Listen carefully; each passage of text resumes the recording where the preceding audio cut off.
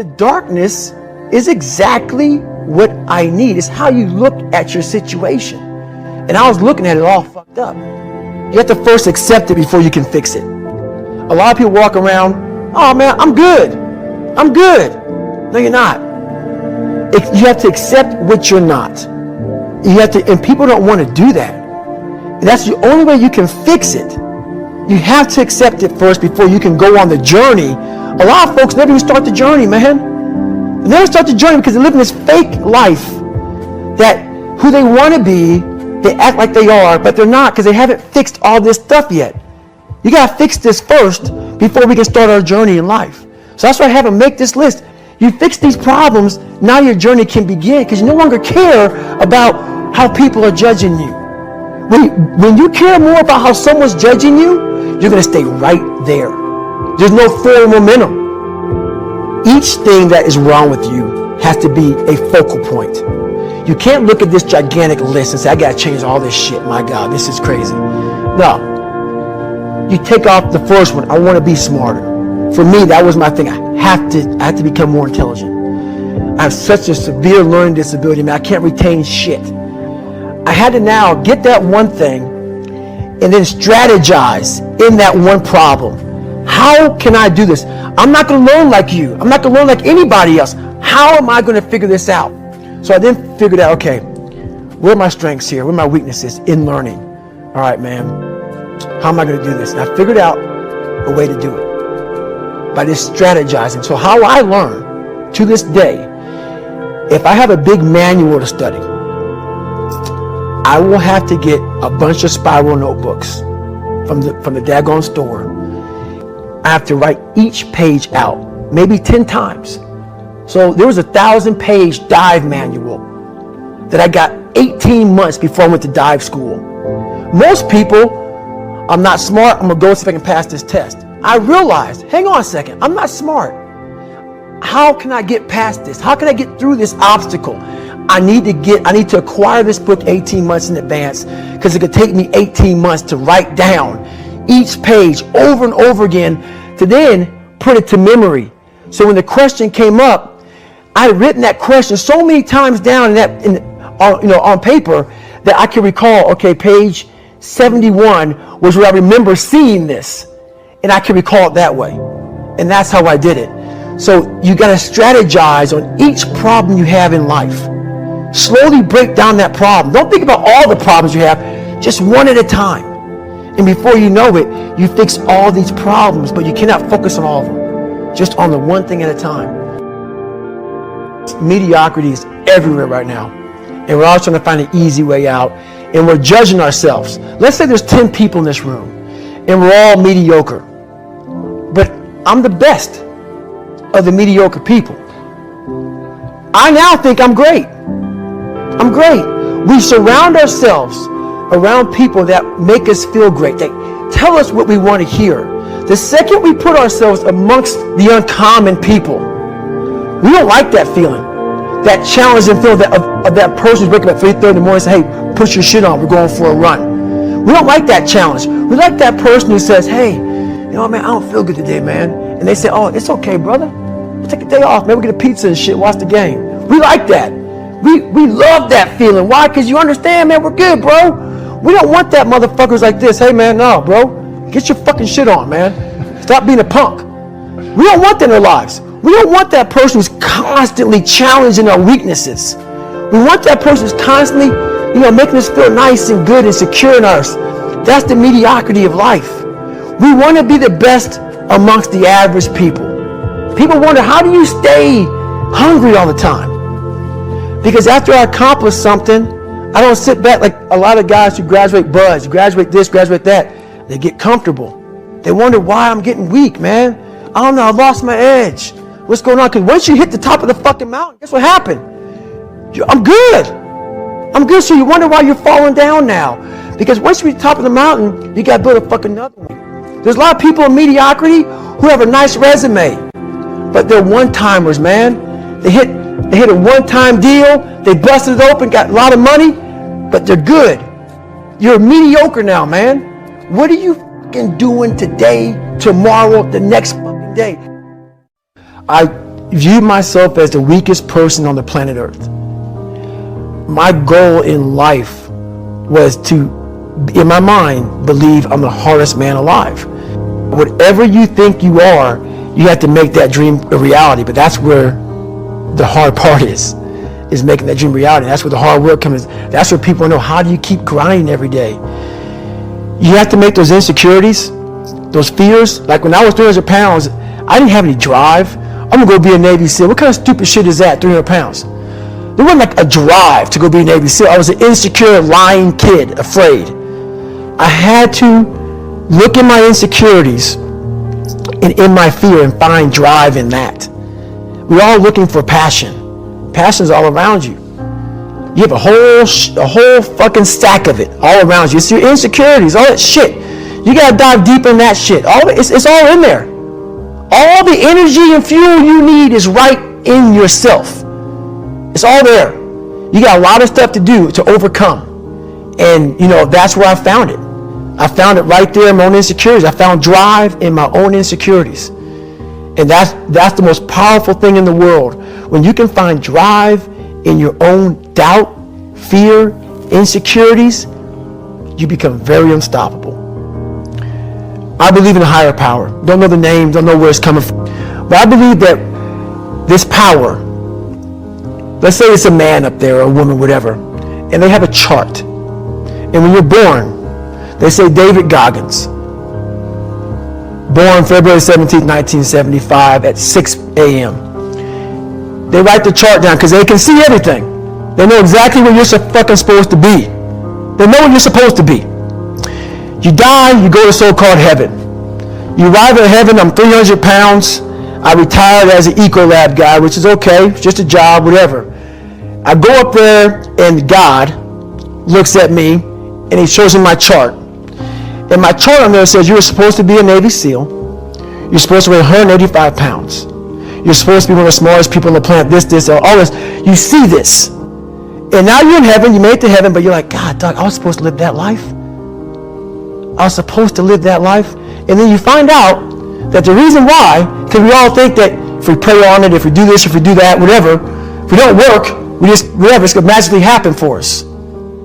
No. I believe that when I'm all said and done with, my whole job is to outwork the chart. Whatever the fucking chart says about me, the all-knowing power up there, I want to get up there and say, him look at me and say, I know everything. I didn't fucking see this. I didn't fucking see this. I want to feel that. I want to get to the other end of this fucking world. I want to find more. All I can. And in that fucking sack of shit, you have to dive in that to find more. Because if you're not willing to go in there and face yourself, you're not going to find anything. You're going to live right here on surface, man, right here on surface.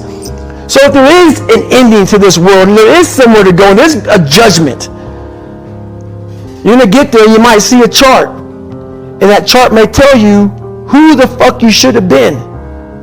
And now you get the rest of your life to think about that.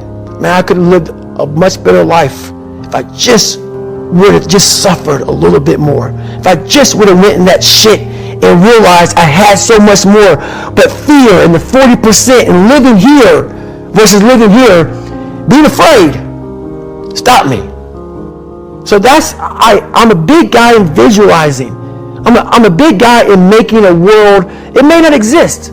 To me, it does. To me, it does. And I'm overpowering myself every day. And you got to find tools to do that. That's the tool that I use. So that's what it's all about. I believe in winning the battle against yourself. People say, why do you say that? Because there's a lot of things you can control. When you wake up, I talk about making your bed. Make your bed. Make sure your house is clean. Make sure you get your breakfast. Make sure you shower, shave. Whatever you're doing, control that. Don't hit the snooze button. All these things are very important. That's been told a lot of times.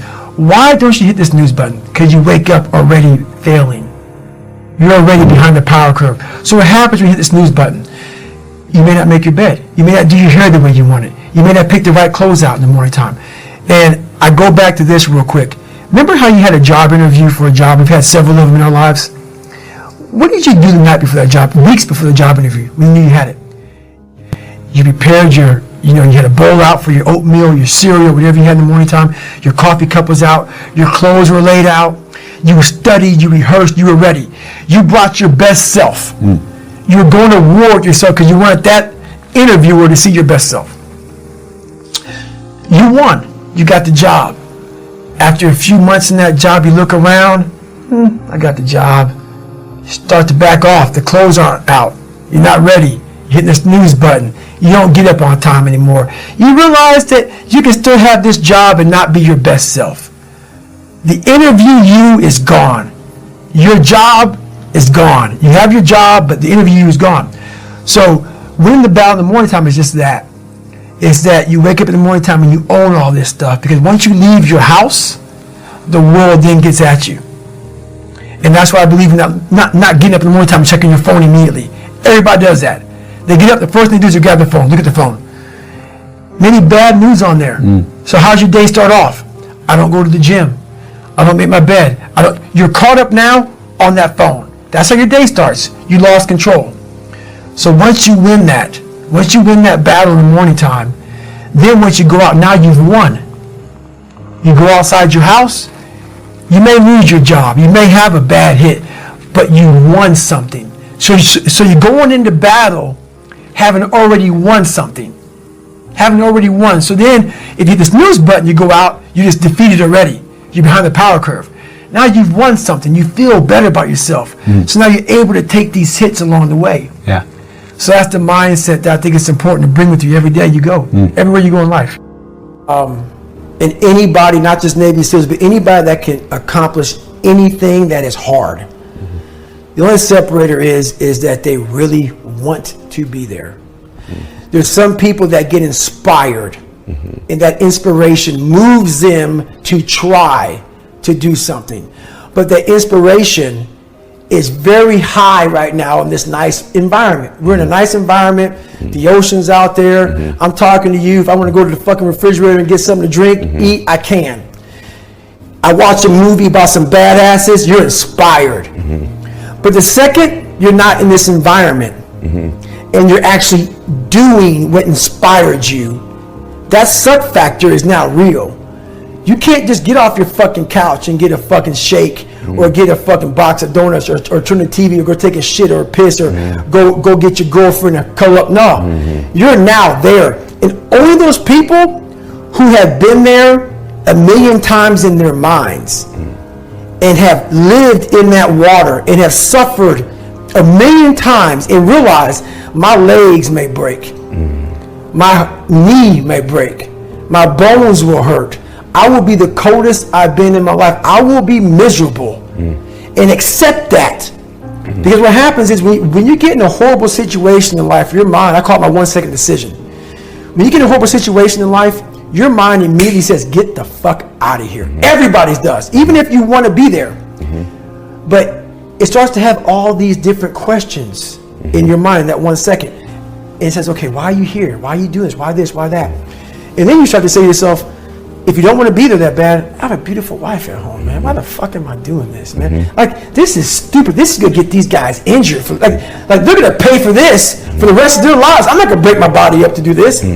Your mind starts to say, yeah, this is stupid. But if you are already knowing that this is going to happen to you, you have all the answers to these questions that your mind starts to give you when you're in suffer mode. When I was 297 pounds and I was fat as hell trying to be a Navy SEAL, the scariest thing in the world to me, even to this day, was that could have been the rest of my life. I thought then I was trying hard. That's the scariest thing in the world. I thought then, 297 pound, working for Ecolab, spraying for cockroaches, making $1,000 a month. I thought that was me at my 100% potential. Come to find out, a few years later, I wasn't anywhere near that. 106 pounds less, graduate Navy SEAL training, went on to do all these other things. Looking back on that, that was me trying hard. That's why people got to understand, what is in us, we have no idea until we start trying hard. And I mean really trying hard, where you're obsessed with, hey, this is my new norm. My new norm is that, wow, this isn't always fun. It's not always meant to be fun. And that's when you know you're trying hard. We all have two people. We all have two people. And I'm not saying you're crazy. We have the easy voice, which is that 20% telling yourself that I'm easy at 90% of my full potential, maybe 100% at that 20%.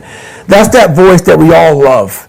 That's that very comfortable voice, that's that mommy holding you saying it's going to be okay. Doesn't care how good you are, just loves you. Just loves you no matter how messed up you are in life. That's where you want to be at. So that's that one voice. This other voice that we walk very far away from is a voice saying, hey man, you ain't doing shit. So we try to get this voice out of our head completely. And we live over here in this land. So what you have to do first is turn up this voice over here.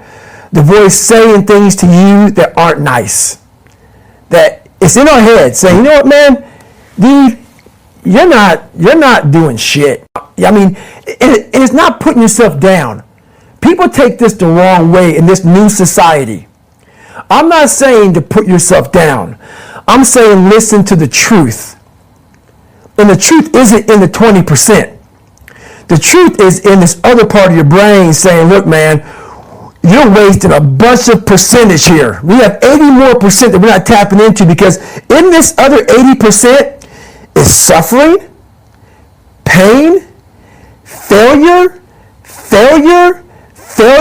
self-doubt, darkness, and then a whole bunch of light.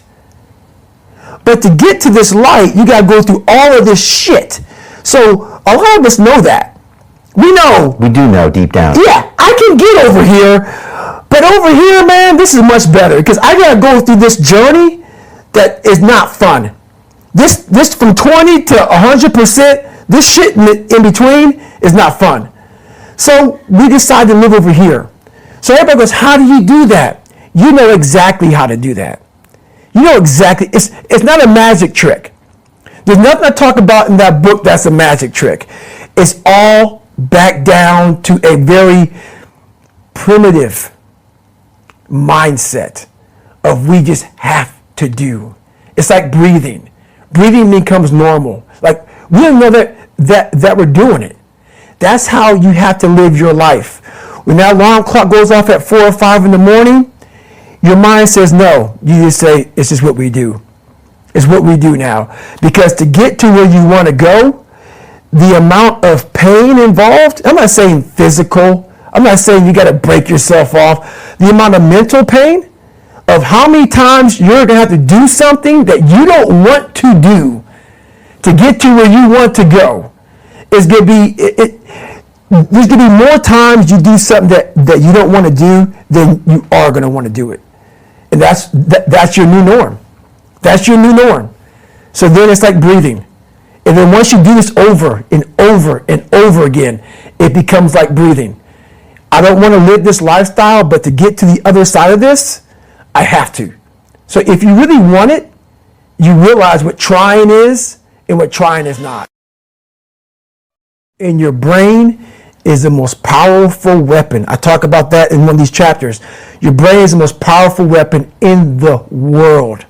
Once you put away your phones and your computers and all that shit we have nowadays, yeah, that's great.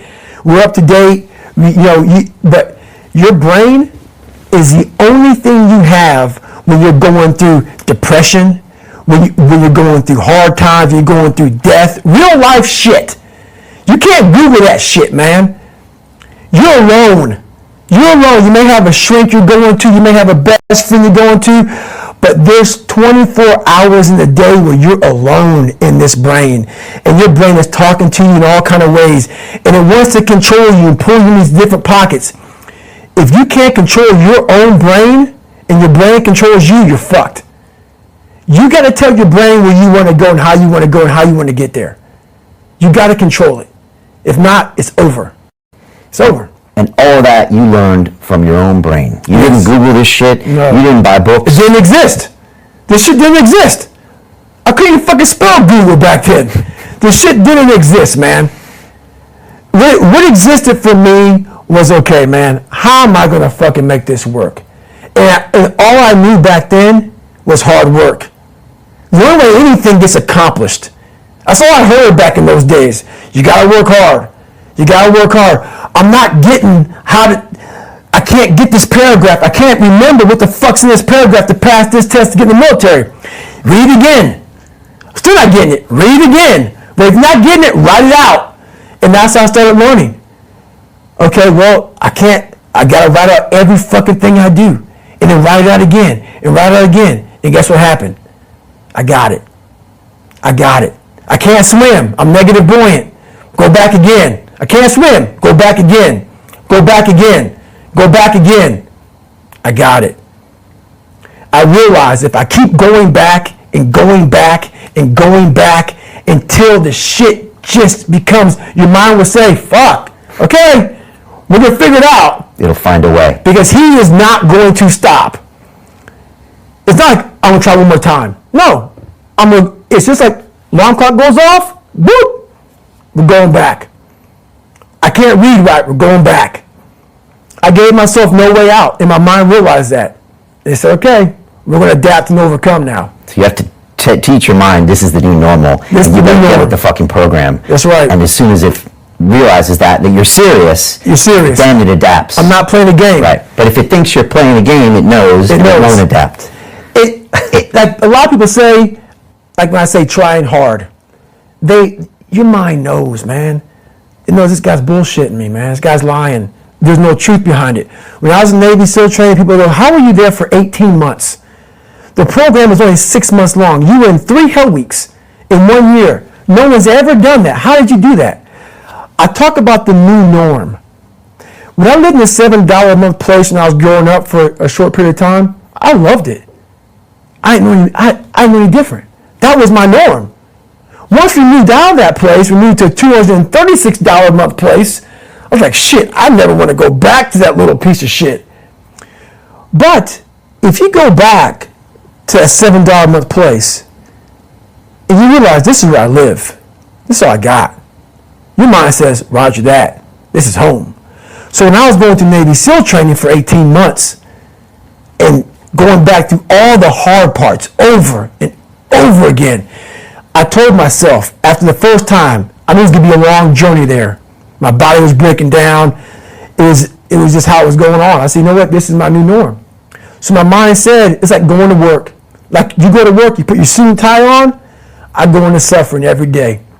Every day, suffering, being broken, duct taping my feet up, stress fractures, shin splints, being broken. This is my new norm.